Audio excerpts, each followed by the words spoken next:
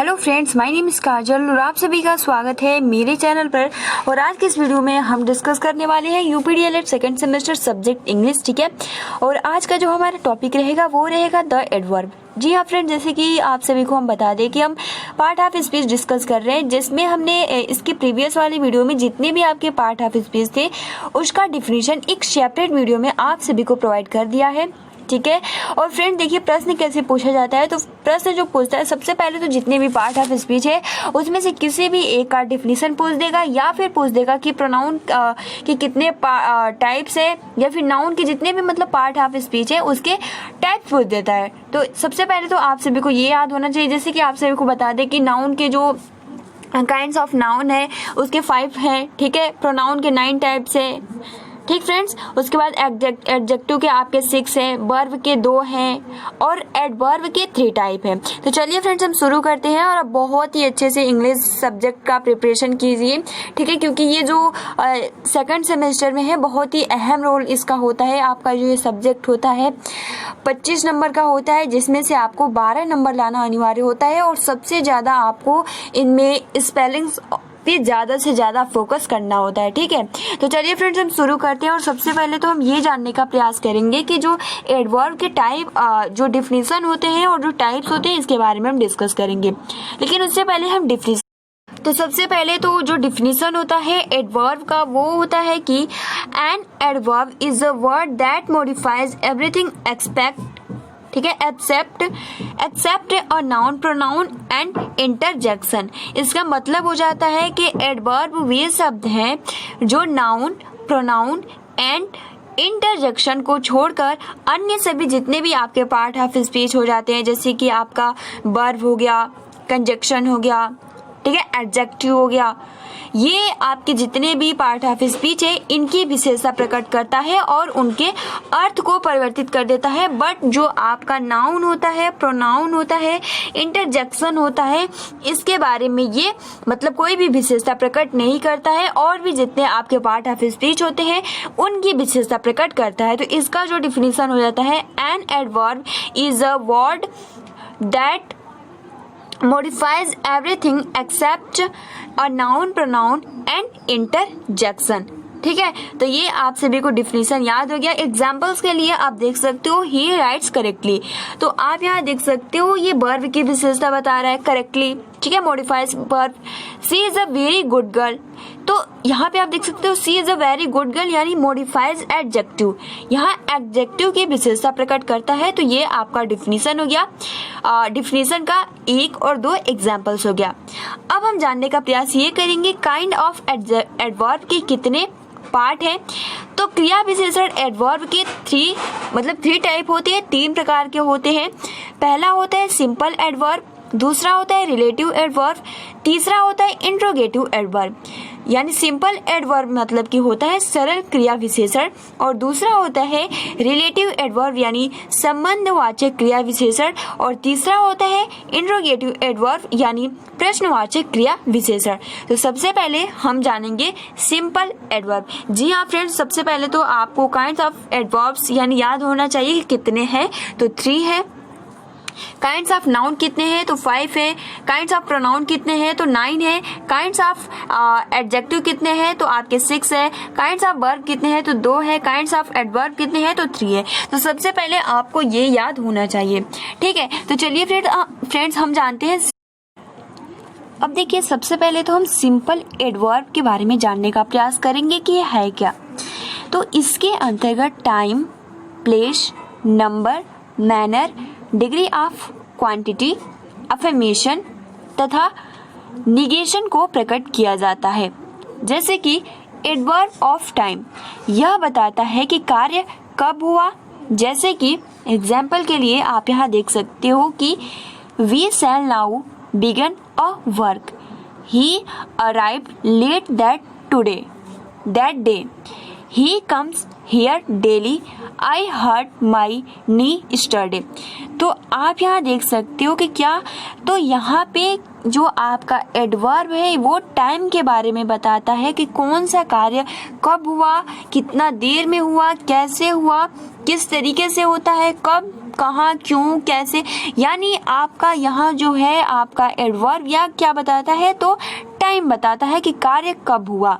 ठीक है फ्रेंड्स, अब देखिए एडवर्ब ऑफ टाइम की सूची, जैसे कि आपका क्या क्या लग जाता है, टाइम का होगा तो आप समझ जाएंगे कि यहाँ पे कौन सा पार्ट ऑफ स्पीच है, क्योंकि इस तरीके से आपको दे देगा कि ही अराइव्ड लेट दैट डे, तो यहाँ पूछेगा कि ये कौन सा पार्ट ऑफ स्पीच है। तो आप जब सिंपली आप लेट देखोगे, नाउ देखोगे, डेली देखोगे, स्टडी देखेंगे, तो आप सिंपली बता सकते हो कि ये एडवर्ब है। ठीक है, तो देखिए एडवर्ब ऑफ टाइम यानी आपका जो सूची हो जाता है, अगर नाउ होगा, देन होगा, बिफोर होगा, आफ्टर होगा, सिंस होगा, ठीक है, ago, already, early, yearly, late, daily, today, tomorrow, soon, just, तो ये आपका क्या हो जाता है, ये जितने भी है ये टाइम की सूची होते हैं और इनका यूज किया जाता है।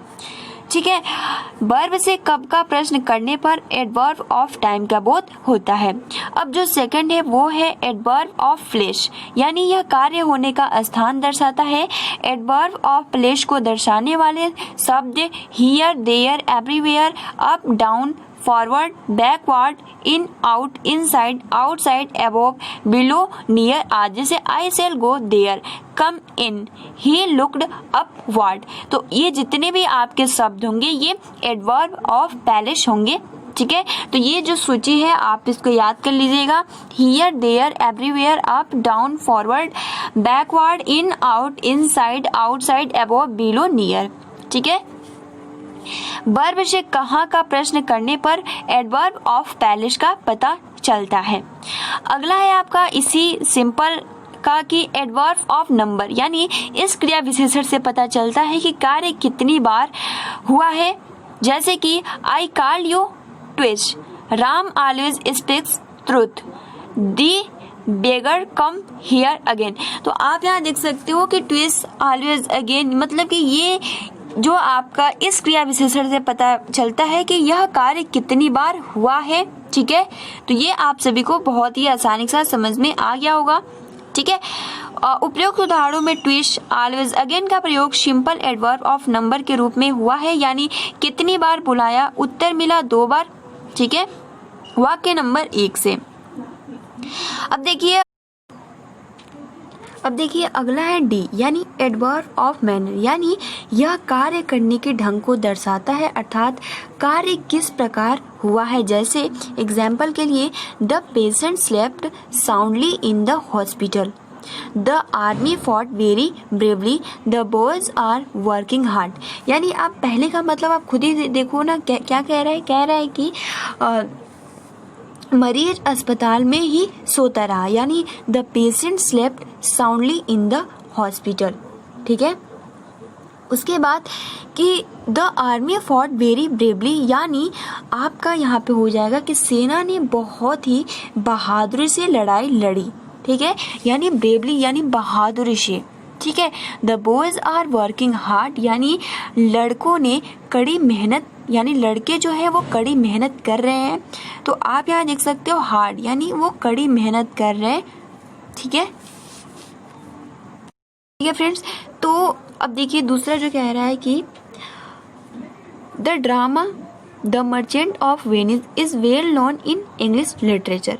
तो फ्रेंड्स आप देख सकते हो कि उपयुक्त उदाहरणों में साउंडली, ब्रेवली, हार्ड, वेल द्वारा काम करने के ढंग को दर्शाया गया। पेशेंट हॉस्पिटल में कैसे या किस प्रकार सोया, तो बहुत ही आपको उत्तर मिला साउंडली।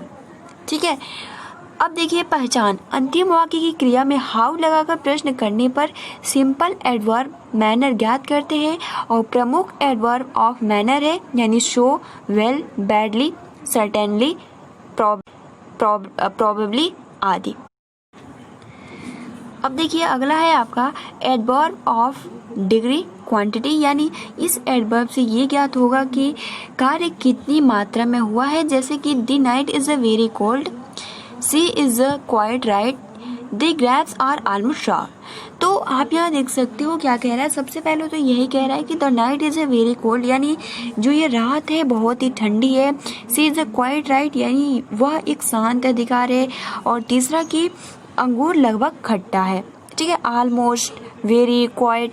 तो ये क्या कह रहा है कि हाउ मच यानी लगा कर प्रश्न किया जाए, अर्थात रात कितनी ठंडी है, ठीक है, उत्तर मिला बहुत।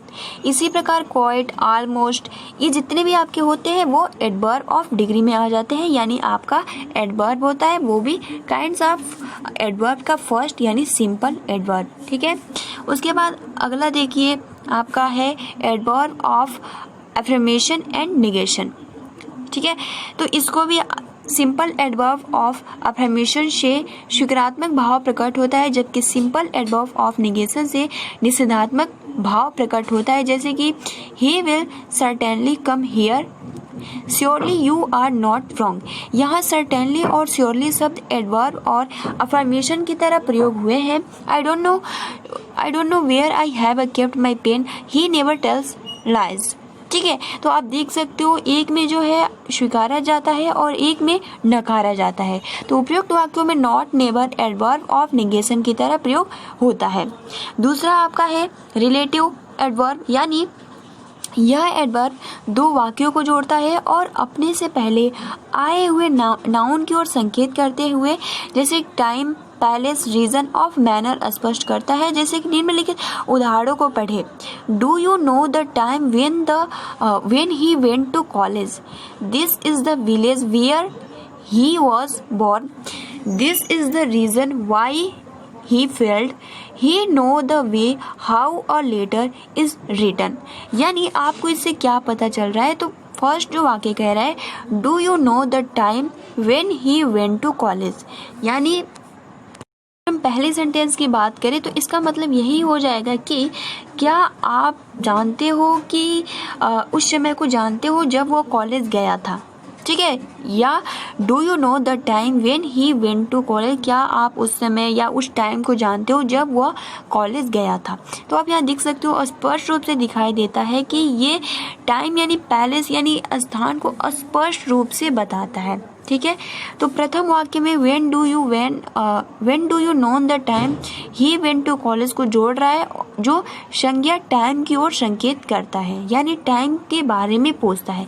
तो ये एक स्पष्ट क्लियरली पूछता है कि हाँ आखिरकार कब गया, तो ये आपका रिलेटिव एडवर्ब हो जाता है, ठीक है। दूसरा आपका है दूसरे वाक्य में वेयर, यानी कि दिस इज द विलेज और ही वॉज अ बॉर्न को जोड़ रहा है, जो विलेज की ओर संकेत कर रहा है। और तीसरे वाक्य में वाई यानी दिस इज द रीजन और ही फेल्ड को जोड़ता है, जो कि कारण की ओर संकेत करता है। और चौथे वाक्य में जो था आपका कि हाउ यानी ही नोज द वे और a letter is a written को जोड़ता है, जो वे की ओर संकेत करता है, ठीक है फ्रेंड्स। अब हम नीचे स्क्रॉल करते हैं और हम तीसरा लास्ट जानते हैं इंट्रोगेटिव एडवर्ब। ये क्या होता है, तो इसका प्रयोग वाक्य के आरंभ में आकर प्रश्न पूछने के लिए किया जाता है, जैसे कि where are your daughters going. दूसरा प्रश्न why do you look so sad. तीसरा when will you go to the office. चौथा how did the reach here. उपयुक्त उदाहरणों में where, why, when, how interrogative adverb है, क्योंकि इनका प्रयोग प्रश्न पूछने के लिए हुआ है, ठीक है। तो ये आपका क्या होता है, इंट्रोगेटिव एडवर्ब होता है, ठीक है फ्रेंड्स। तो ये आप सभी को बहुत ही आसानी के साथ क्लियर हो गया होगा। तो देखिए फ्रेंड्स, इसमें आप सभी को याद क्या करना है, सबसे पहला तो आपको एडवर्ब का डिफिनीशन याद करना होगा कि जो डिफिनीशन होता है, N adverb is a word that modifies everything except a noun, pronoun and interjection, ठीक है। और जो काइंड ऑफ एडवर्ब्स होते हैं वो 3 टाइप के होते हैं, सिंपल एडवर्ब, रिलेटिव एडवर्ब और इंट्रोगेटिव एडवर्ब। आपने सिंपल एडवर्ब में जो देखा वो जो था एडवर्ब ऑफ टाइम, ठीक है, adverb of place, adverb of number, उसके बाद एडवर्ब ऑफ मैनर और उसके बाद आपका लास्ट था एडवर्ब ऑफ डिग्री।